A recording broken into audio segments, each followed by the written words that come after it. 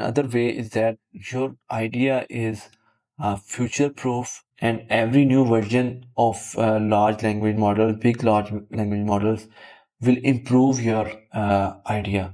So, for example, if our current version it providing 86% success rate, then maybe the next version will provide around 95% success rate because of the enhanced capabilities, more context awareness. So your app should be developed in a way that it's improved every time when the new version came.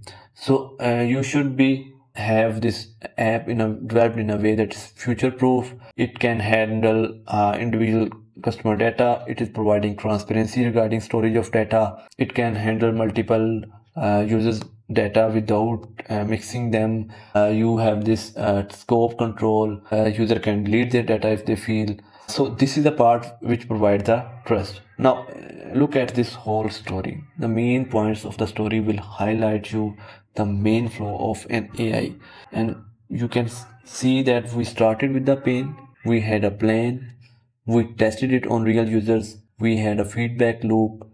We improved it. We made it future proof. This is the way you develop your AI app, and this story will give you many insights that how you should develop your app. You should develop your app in a way that you actually talk to your user, you ship fast, and you are solving real pain. And that's how an AI app is developed.